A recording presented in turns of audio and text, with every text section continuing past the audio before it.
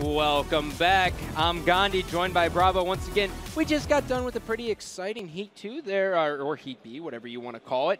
We saw as Pistola, Straight Stick, and Ninja all were in the same bracket. And now on this one, all we really have is Strong Side, who really sticks out in this free-for-all. So a little bit of bracket favoring there. Yeah, absolutely. And it'll be interesting to see if any of these players either manages to keep up with Strong Side or even outplay Strong Side. Certainly, you know, make some noise for themselves in this free-for-all. Yeah, and you know, Bravo, from watching that last one, have you noticed any kind of what's working and what isn't? I'd say a big thing right now, we saw a lot of multi-kills around the health packs and the front of the around the flag and the front of the bases. So I think the players that are kind of hovering around the top mid, bridge, holograms, and the health packs are seeming to get more multi-kills than others.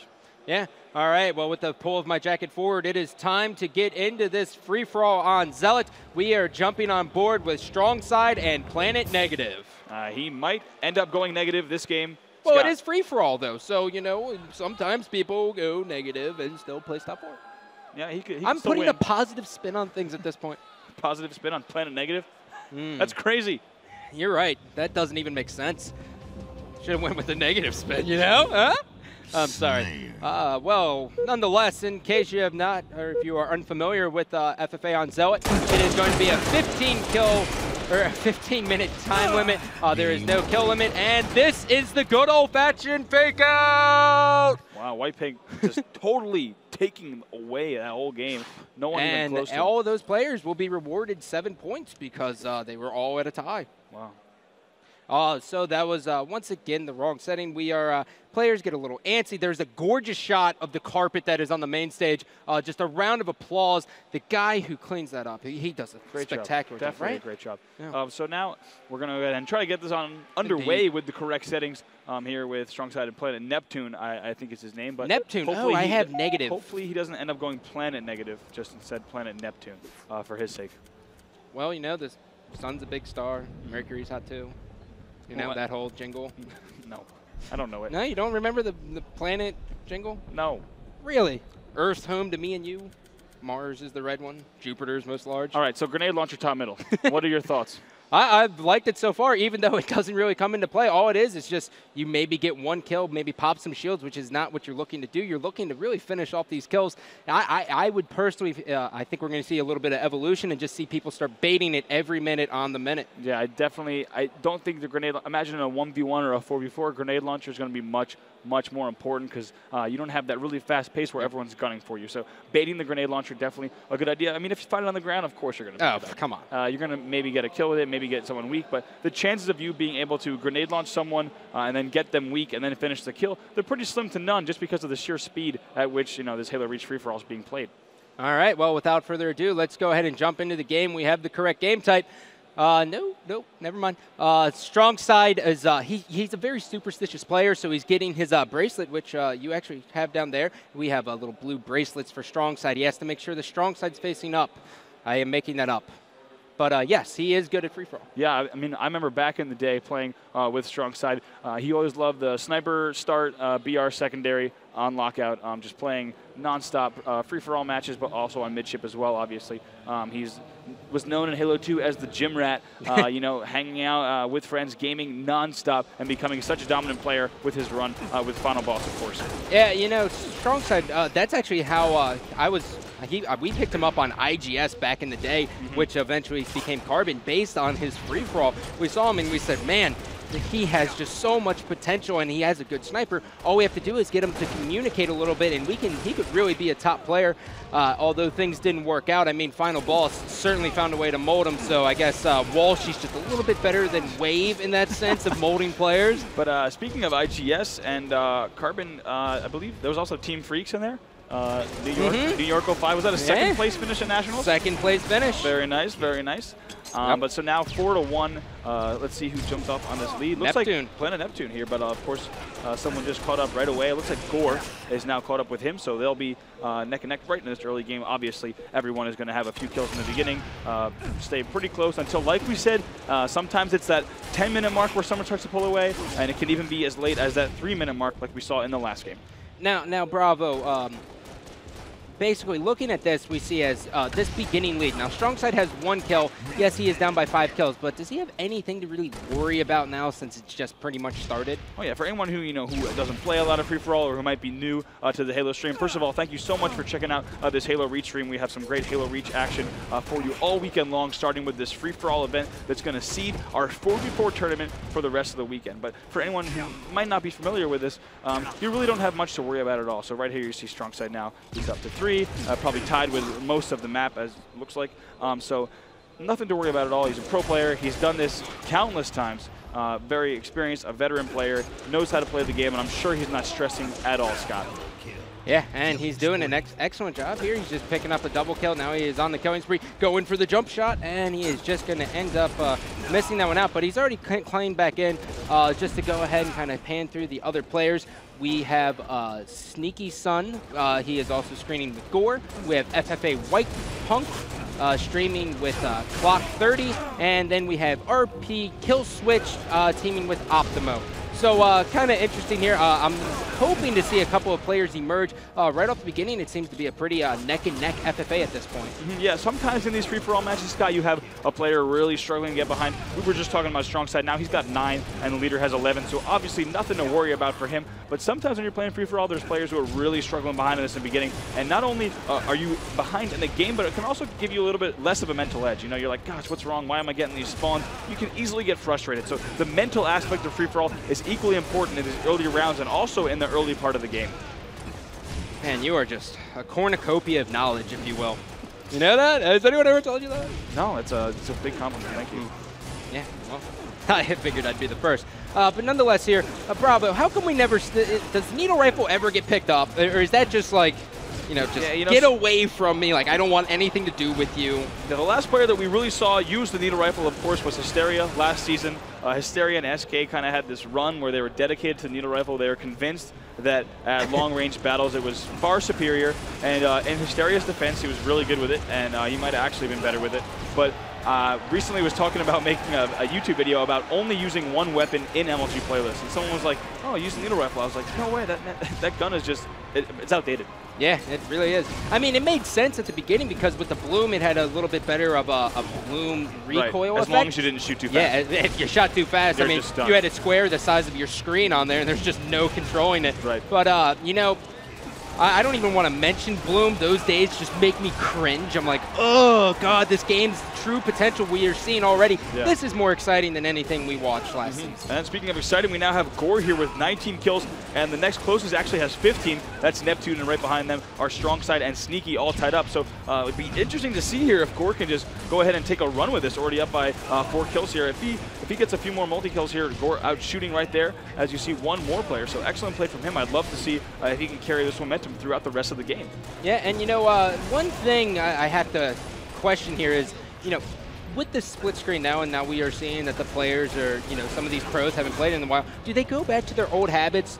And by old habits, I mean, do they go back to, oh, I only play top screen? Do they prefer the bottom? Do you think that even comes into a factor? Oh, I would definitely think that overall they definitely have a preference. I mean, still Halo 1 is a game that I play a lot, and you meet players around, for me, in the New York, New Jersey area who really want to play on top or bottom. That's just their preference. That's the way they want to sit. They sit on the left and they play on the bottom. I think that a lot of players, but because you also have a lot of these newer pro players, they might not have played a lot of split screen, Scott. Yeah. You look at a lot of these Halo 3 pros, even some of the late Halo 2 pros, they might be spoiled in that they are used to playing full screen. So this might have been a real step back. We talked to Lunchbox earlier, and he was saying that he hadn't even practiced split screen, and that he was just confident going in because he's a fantastic, obviously, professional world-class Halo Reach player. He wasn't worried about split screen. So props to him for his confidence, but I'm sure a lot of other players might have hopped on split screen at least sometime this week to just get a feel for it. It does make the game a little bit less chaotic.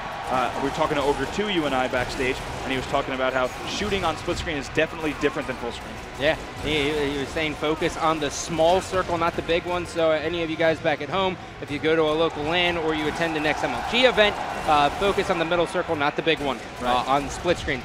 Now, quick little score update here. We have Gore leading by 9 kills.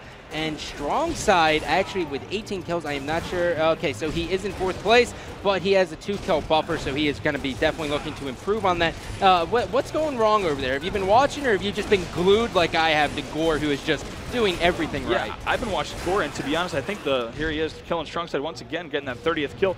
Gore overall looks like he's kind of just out shooting everyone, you know, outsmarting a few people here and there, and then when someone spawns next to him, he just puts some really great shots into his enemy here. So hanging around once again, you just saw him around that health pack, around that flag / top middle area. Think of that area as a circle that you kind of want to hover around. You saw Pistola, you know, flanking around there while he was doing so well in his game. So I want to really see, I want you guys at home to also be watching which player, Gore or whether it be Strongside, who ends up taking first place in this FFA, where do they get most of their kill from? That's something we're going to be looking for and kind of trying to give you guys insight on as well. So Gore and Sneaky sharing the screen are in first and second here. After first place, pretty much all neck and neck. There's a 4-kill buffer between Strongside and the guy who is in 4th place. So this may come down to the wire here, but all in all, this is we're approaching the halfway mark, so there's a lot of things that can happen in this time, as we are going to be seeing Sneaky pick up a nice kill with his grenade launcher, and now he's going to push in and get a kill on Strongside. Will he be able to get the double? Anticlimactic. One thing I actually have to note as I just am watching Sneaky come through is, thank God we got rid of that pistol that spawned there. Right, oh my God, how unfair was that? Yeah, that's the best way to put it. It was unfair and definitely imbalanced. If you met a person who knew how to use that pistol, whether it be an anniversary player or someone who just understood the game really well, they could just really, the pistol was just an overwhelming advantage over the DMR. Like a Uzi. Yeah, I think it was super strong, amazingly fast rate of fire. So thank God is right that that weapon is no longer on this game type. Would have made it far more chaotic. Well, Strongside now is tied in 4th place, and as it looks, he has more deaths, so he will actually lose that advantage there. And now, in case you're wondering, if it does come down to a tie, the person with the better kill-death ratio will get that spot.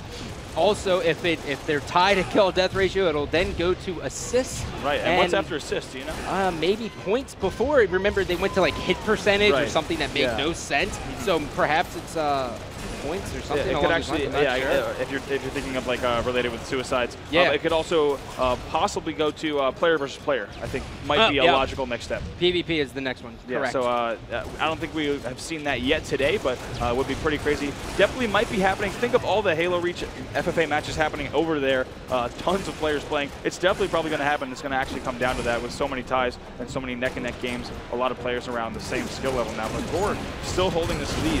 So right now, still hanging around the top gold area. And what I've seen from Gore thus far, he's playing a much more patient game. He's up now 38, and the next closest is 32. He's been waiting at the bottom of the bases. He's been waiting bottom gold. He kind of waits for players to rush to him. In an atmosphere like this, a lot of players are playing for the first time here at MLG. They want to be very aggressive. They're very antsy. They want to get kills really badly, and they're just flying at him. So he's just kind of taking his time and picking up kills here and there, and nading the spots, waiting for them to rush, and that's given him this lead here of 6 kills. Well, we are seeing a kill switch and Strongside battling it out for that 4th spot.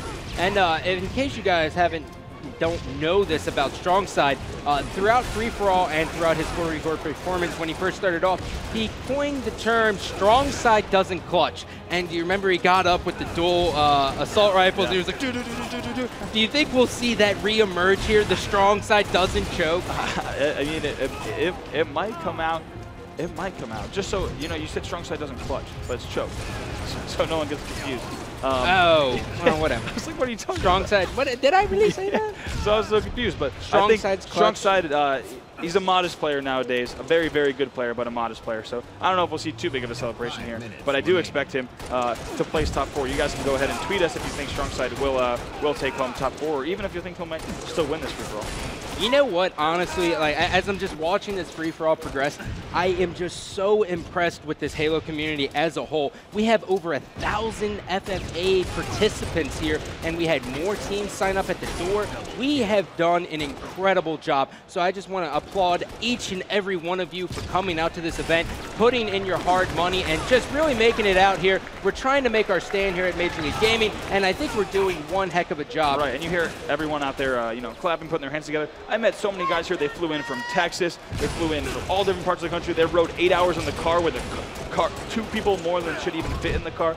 I mean, so just really a big shout out, but I want to, guys, continue that momentum here. Please continue to tweet about the stream, post on Facebook, text your friends who used to play Halo with. You know, we want to get some big numbers here, but really big shout out to all of you who were able to show up, and of course a shout out to all of you watching at home. I really hope you're enjoying this stream on FFA Friday. Yeah, it's so nice. I mean, we have overcome, you know, we didn't really have like the best luck here. They announced the champion of the event like 6 weeks before. So, you know, given the economic state that we are in a recession and it's a little bit harder, the fact that you guys were able to make this work, it makes me feel like a big kumbaya kind of moment. Like I just kind of want to come in there and just embrace everyone in like a hug. Yeah, it absolutely is like that. I think I speak for you and also a lot of the people out there that we are part of something much bigger. You know, we came together, there was a challenge posted. I've talked about it, I've posted videos about it. Clap has made threads about it. He's come on the Halo Council to talk about it. You know, we are really part of something bigger here. This is a grassroots community that each and every one of you needs to be, you know, proud that you are watching the stream, that you're participating actively in this competitive Halo scene, because we went from a game in Halo Reach, early Halo Reach, that was very difficult to play and watch at the competitive level, and now we have something that is, you know, a fair and balanced platform of competitive play that we're going to hopefully ride this momentum, you know, right into Halo 4. So thank you guys so much. We'll go get back in now with just under 3 minutes left, talking about the end of this game. But thank you guys so much for tuning in here. Yeah, that's enough praise. That is, in fact, all you guys will get for the whole night. Until tomorrow. You know we love you. But nonetheless, here we are seeing as Gore is just holding on to this lead, and as I wait for it to pop up, I do believe that Strong Side is in a tie, so if we could get Strong Side's point of view up there, I know Gore is just dominating, but I really want to see this 4th, 5th place matchup Strong going Side down. now in a 3-way tie, 41, 41, Wow. 41.